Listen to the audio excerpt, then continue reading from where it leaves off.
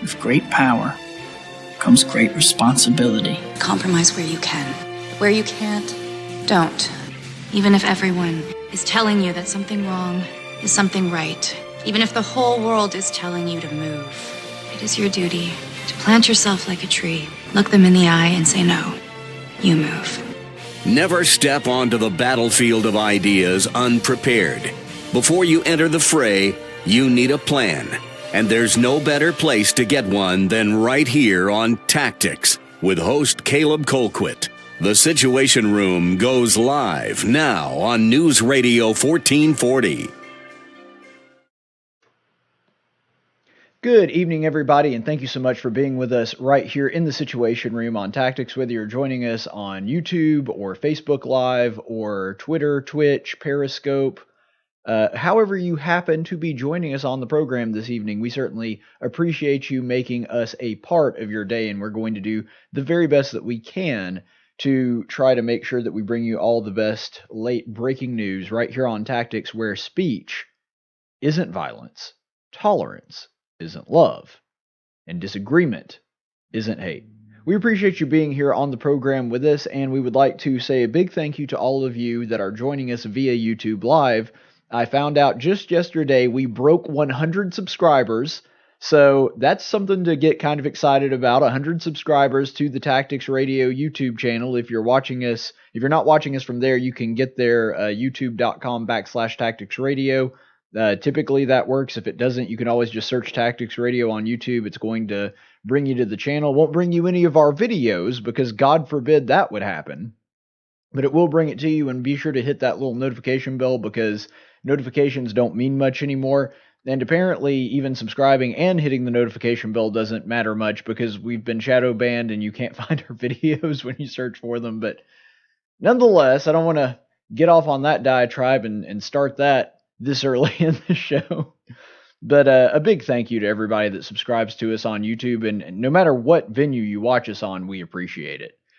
Now, I did have one other thing that I wanted to get to before we get into the main course, sort of the where we're going to be taking the program today. Just give a shout out to one of my friends that is actually running for political office, a buddy of mine named Lindsay Collins, and she is running for the 3rd district. Now, you know that I'm 2nd district, but I know that a lot of my listeners, I have listeners all over the state of Alabama, so if you happen to be in the 3rd district, Alabama's 3rd congressional district, be sure to vote for her. And I know that delegate is largely a ceremonial position, and really all they kind of do is, because the delegates 95% of the time are going to vote the same way anyway, so it's not like a huge decision.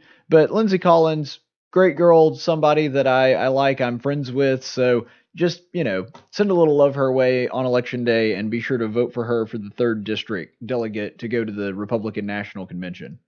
All right, so we do have a lot to get to today, and as you all know, Wednesday is our day that we tend to focus on things of a more spiritual nature, and that can take many, many different forms. We do try to focus on the news as always, but we do news specifically as it pertains to culture, worldview, and how it relates to us in a spiritual way.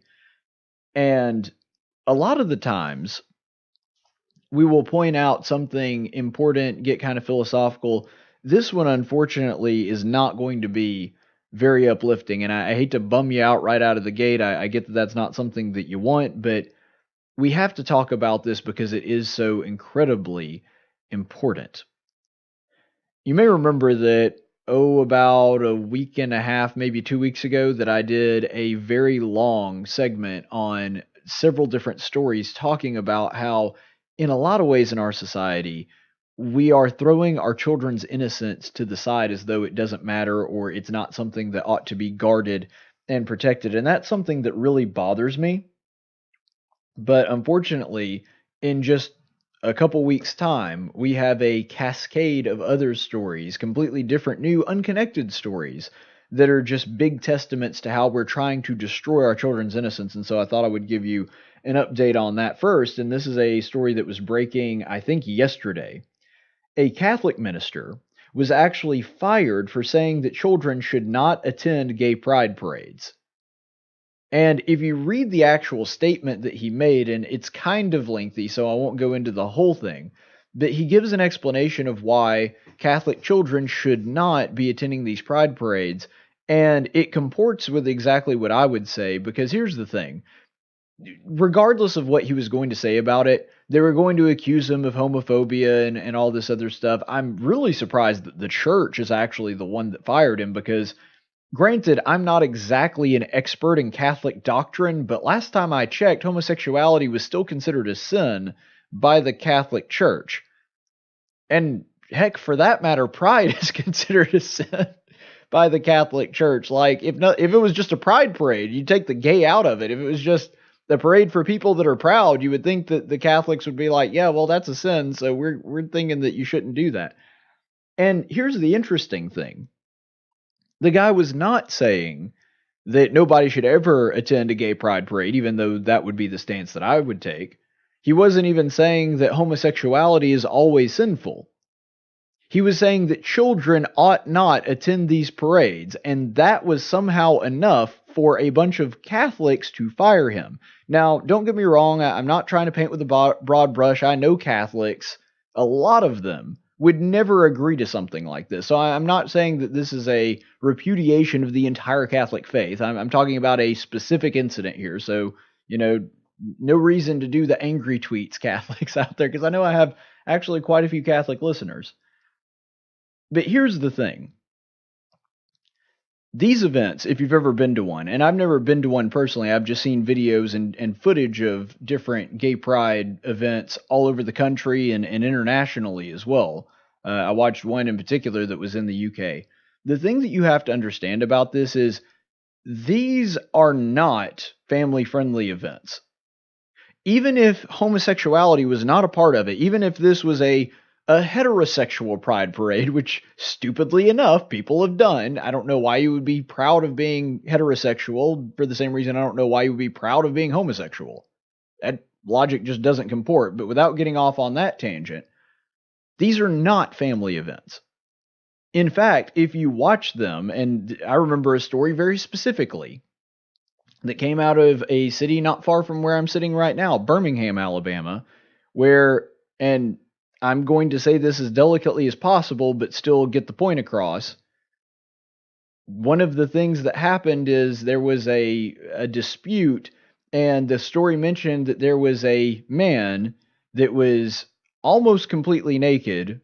I think he was wearing nothing but a G-string, and he was also wearing a crown of, without getting too descriptive, sex toys.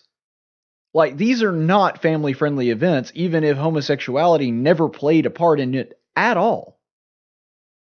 And one of the things that this guy in his statement gives as rationale for children not being exposed to this is he's talking about not being exposed to things like nudity, foul language, sexualization. Like, if this had been a left coast liberal that was saying this exact same thing, they wouldn't have batted an eye about it, because these are not children-friendly events. They're highly, highly sexual. And that's not a place a child belongs, regardless of whether or not homosexuality plays a part in it. Now, of course, I think that you should keep them away because homosexuality is immoral, and there's that other aspect of it. But even if you take homosexuality out of it completely, this is still not a good idea to have a child in one of these events, and it just astounds me that his church fired him for this. I feel like there's got to be more to that story, and I'm hoping to see some more details come out, but that was a really strange one. Speaking of that, another thing that is attacking our children's innocence, the Hallmark CEO, the CEO of the Hallmark channel, has said in an interview that he would not be opposed to having a gay Hallmark Christmas movie or a Hallmark channel movie. Here's the thing. First of all, I have no interest in these things.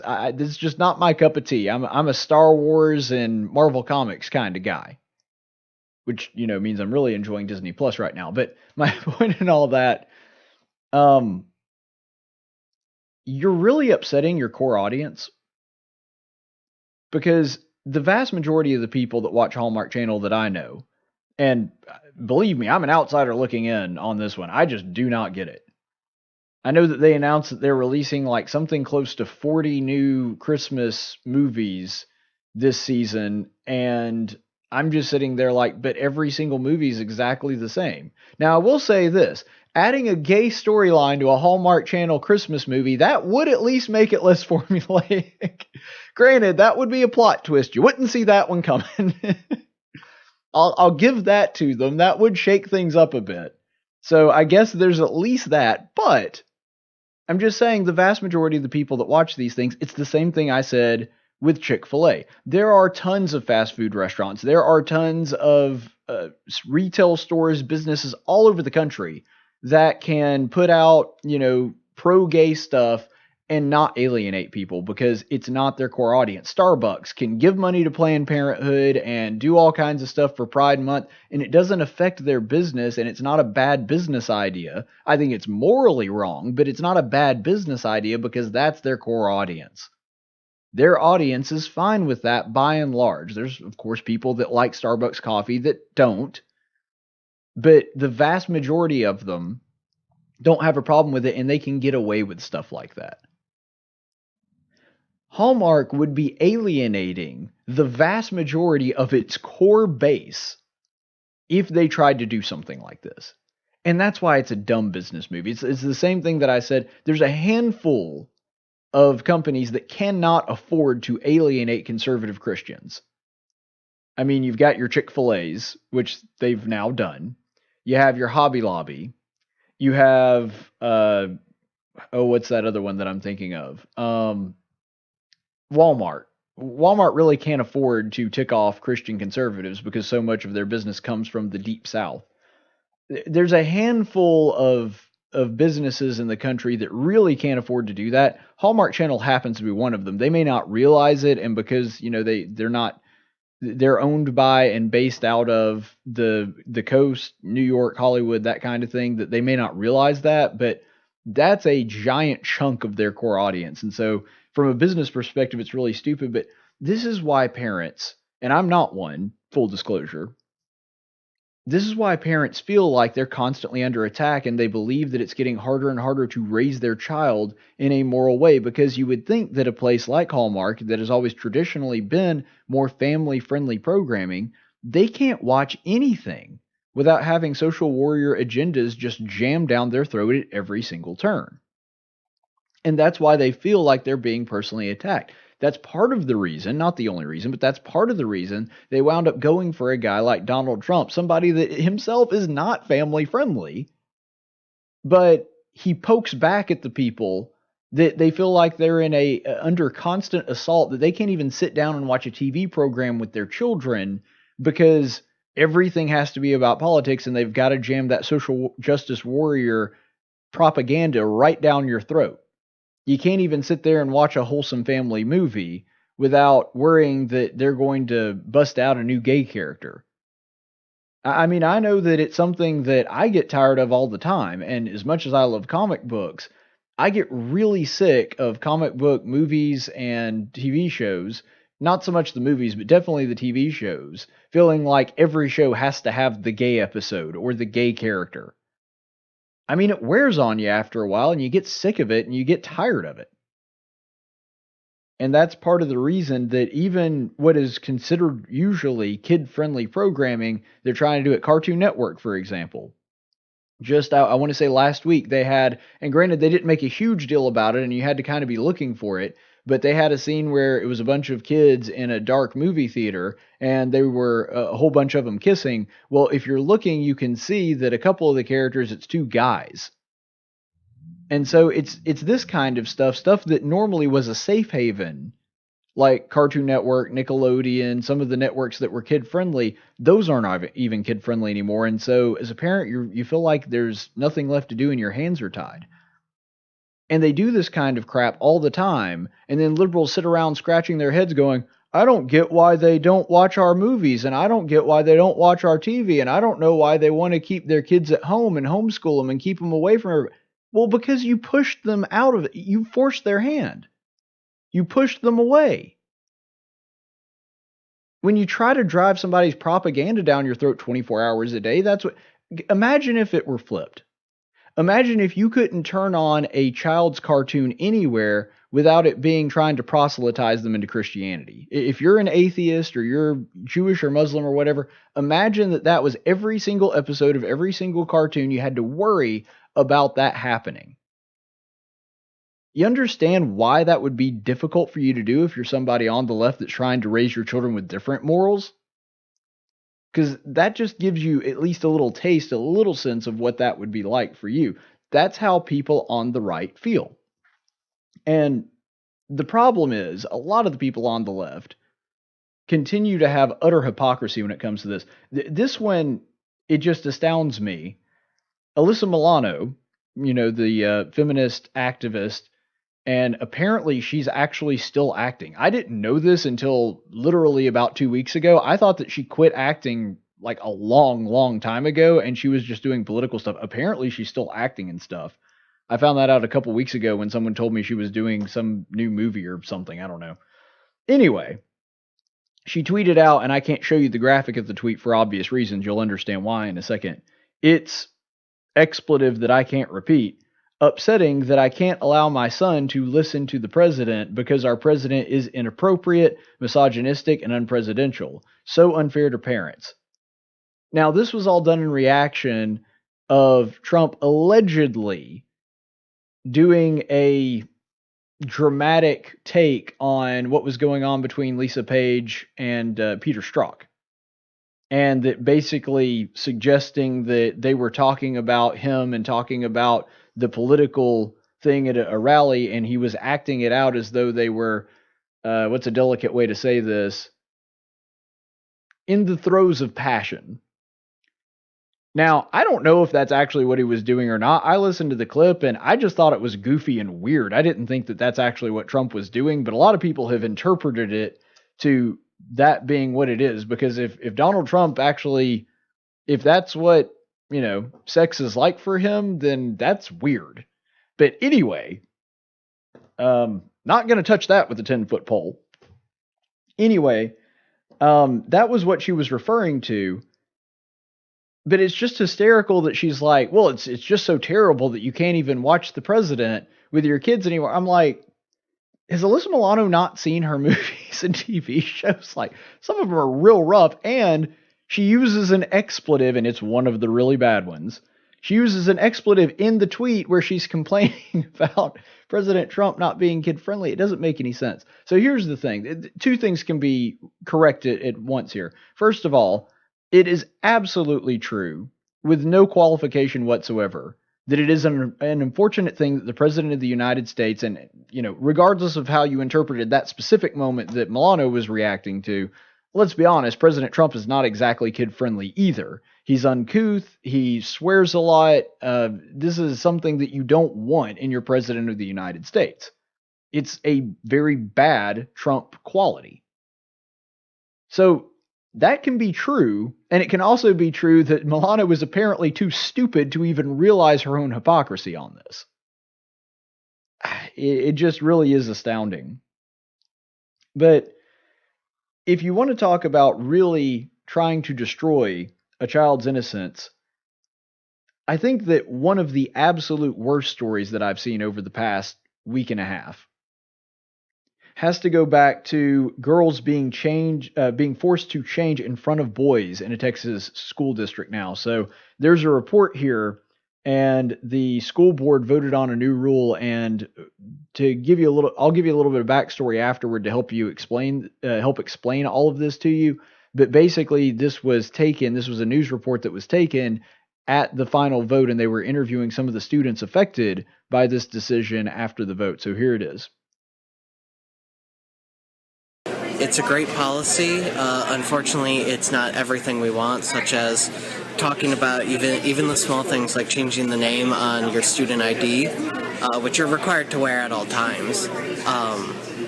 So I'm really hoping that the district makes the right decision here and votes it. Yeah.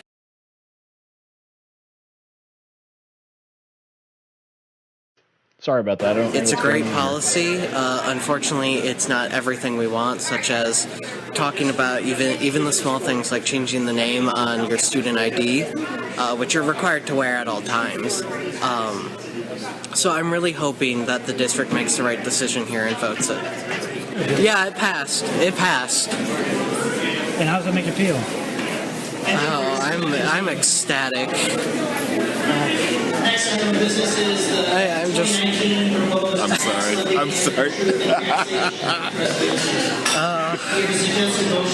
feel uncomfortable that my privacy is being invaded. As I am a swimmer, I do change multiple times naked in front of the other students in the locker room. And I understand that the board has an obligation to all students, but I was hoping that they would go about this in a different way that would also accommodate students such as myself.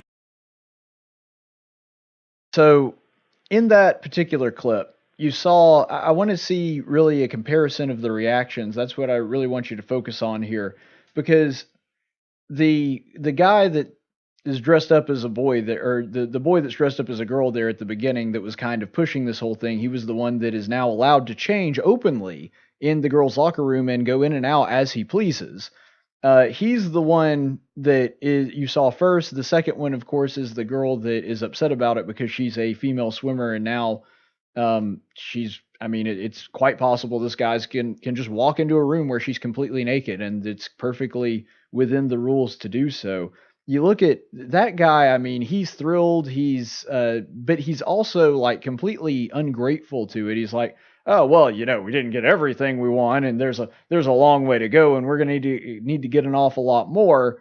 And then the girl, I mean, she's on the verge of breaking down. You can tell she's holding back hard because she's about to bust out crying, and she said, I think that was a perfect way to categorize it. Her privacy is being invaded. So look at that contrast. And on the guy's side, I get why he's happy. Like, that dude just won the pervert lottery. I mean, when you talk about a teenage boy, a high school student is now allowed to come and go as he please, walk in on any girl, any naked girl that he wants to, just roam about the girls' locker room. And not only can see them change and see them naked, but also gets to, I don't know if he's an exhibitionist or not, but gets to walk around naked in front of them. And what's really horrible about this is if you understand the background, the story's even worse. Because what happened with this story is originally to accommodate this guy because he didn't feel comfortable changing in the guy's room because he says that he's a girl. So they said, all right, what we'll do is we'll set off a separate changing area for you to use so that you can go there and change. Well, that wasn't good enough because to a reasonable, rational person, the truth is, I never really liked changing in front of people either. Like guys, girls, whatever. I was just a very modest person. That kind of went away a little bit when I got older, but modesty was something that was really important in my family, and I think really important for a lot of Christian families. And because that was something that was part of my rearing, I was very uncomfortable, even in high school, changing in front of other men just because I didn't like being naked in front of people. Which is a sentiment that I think that our culture could use a lot more of. I don't think that, but the thing is, I still did it, and I still was able to overcome that. But a rational person would look at a guy, whether it's transgenderism or just somebody that doesn't want to change in front of others, and say, look, I'm really uncomfortable with this. Could you accommodate me and give me a separate space? I don't think that's an unreasonable thing to do, transgender or not transgender. And so that should have been the end of it. Okay, the guy gets his own private space. Fine. But see, that wasn't good enough because to them, it's not about being accommodated. It's about getting special privileges that nobody else gets and getting their way and getting what they want. Screw everybody else. Don't care if it makes everybody else uncomfortable. My feelings matter more than everybody else. Because if he's been given a separate space, then his feelings are spared and everybody else's feelings are spared. And since feelings is going to be the way that we're supposed to gauge things now, you would think that that would be the solution that makes everybody satisfied. Well, apparently not. Because it's not just enough for him to be able to have his own space to change privately, he has to be allowed to invade the privacy of everyone else, because then they said, well, I'm a girl and you're not treating me like I'm a real girl. I want to change in the girls' locker room. So what they did was they gave him a separate area of the girls' locker room that he could go in and out of, and he couldn't see anything. There was like a veil, so he couldn't see them. They couldn't see him. That wasn't good enough either. He's like, no, I want there to be no separation. I want to see other girls naked, and I want to have other girls be able to see me naked. It's one of the most ridiculous things I've ever heard of. The purpose of being in a locker room is to change clothes. The purpose of being in a locker room is not to look at other people. And so whether there's 50 people in there or you're the only person in there, the purpose ought to remain unchanged. But this guy's saying, no, I want a changing space where I can see everybody else and everybody else can see me. I don't care what everybody else's feelings are. I don't care if it makes them uncomfortable. They should have to look at me and I should be able to look at them anytime I want to. That's what's so despicable about this. And I'm the last person that would suggest that we need to make decisions based on feelings. Because even if the roles were reversed, even if the girl in the video didn't look like it mattered to her emotionally at all, and the girl in the video reacted that way, and the guy in the video was super stoked and excited, or if he was just not excited at all, the feeling should not be the gauge of how we should make this decision. But you would think, since the left is all about feelings, and all about, well, whoever's feelings are hurt the most, that's the person we go with, it would look at the crying girl and say, oh, well, her feelings matter too, so we got to figure out a way to make it work for everybody. They don't do that because the transgender person matters more than everybody else. Because they're the flavor of the week. They're the political agenda item that they want to check off the list next. That's the problem. They're the oppressed class now that they have to liberate, and everybody else's feelings just don't matter because you're not part of that special class. That's why this intersectionality garbage, that's why this doesn't fly with regular people, and the left doesn't understand why it makes them horribly unpopular. Because Republican, Democrat doesn't matter. Even if you tend to be on board with a lot of the leftist agenda, you watch that and you feel for the girl. And you should. But everything about this contradicts the ideals of feminism. And that's what I find so hysterical about this. Because what they will say is, in one breath, they will say that all men are untrustworthy sexual perverts that want nothing more than to sexualize women and degrade them in that way. Okay, if that's the case, then why are you suggesting that we should just take men's word for it when they say that they're transgendered and they should be allowed to enter a space where women are going to be naked and be able to watch them and to be able to be naked themselves? That doesn't make any sense. If you're saying that, men are just perverts that want to sexually abuse women and you can't trust them, well, then why are you trusting the ones that dress like a girl and saying, no, because of this, I should be able to just walk around naked and see other naked women? That doesn't make any sense. And so this really does contradict all the tenets of feminism. And why is it in this case, when we're supposed to believe all women, and we're supposed to, if somebody feels unsafe or if somebody feels uncomfortable, we're supposed to accommodate them, why is it this girl's feelings don't matter? See, to anybody on the left that supports stuff like this, don't ever talk to me about being a feminist ever again. Don't ever tell me that women's feelings matter and we should believe all women. That's a crock of crap, if this is what you believe in. You can't keep holding on to this line that men are toxic and then also say, but men that think that they're women or men that say that they're women, they should be allowed to just be taken on their word and trusted and believed, and everybody else's feelings don't matter. Everybody else's privacy doesn't matter. Because when it comes to being sexualized or feeling unsafe, is there anything worse than being naked? Like, you never feel more vulnerable than when you're naked. That's true of men and women. Because there's nothing protecting you. There's nothing between you and the other person. Like, you're never at a more vulnerable point than when you're naked. There's never a point where you're more unsafe than there. And if it's, well, it's my body, my choice, and people shouldn't be allowed to look at my body that I don't want to, then why are transgender people allowed to do it? None of this makes any sense based on the left's own stated values. And that's what I find so incredibly frustrating about it, because there's nothing more degrading for a woman than being forced to undress in front of a man.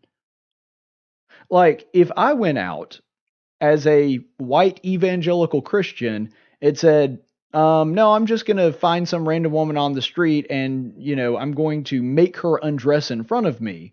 They would say, well, you're a sexist pig. And by the way, they would be right. But why is it that somebody, because he dyes his hair pink and wears fake boobs, that all of a sudden he's qualified to make a woman undress in front of him, and that's perfectly okay? None of this makes any sense at all. Don't ever preach to me about male privilege or the patriarchy again if you're going to give a license to a man to walk around and view naked high school teenagers. It doesn't make any sense. You see, ultimately, innocence is a sacred thing, and it ought to be protected. And we have lost that. And the real losers in all of this are not only the children that have had their innocence ripped away from them at an age that is now getting earlier and earlier, but what really happens is that you lose a lot of that as the other people around the kids, parents, uncles, relatives. When that childhood innocence is lost, that was something that we used to value and want to protect, and now it seems like we're trying to get rid of it as quickly as possible, and I don't understand that at all. I think that this is something that is going to require a great deal of prayer and meditation on our part. All right, well, I need to get out of here, and I know that you do too, so we appreciate you being with us today. Stay the course, friends. Tactics is a production of News Radio 1440 and Cumulus Media Montgomery. Any opinions expressed on this program are those of the host and do not necessarily reflect the opinions of Cumulus Media. The theme song for Tactics is 6 Foot Town by Big and Rich. Graphics by Jessica Dawson. Broadcast studios provided by Cumulus Media Montgomery. Location studios provided by the Dalrata Church of Christ. Copyright 2019.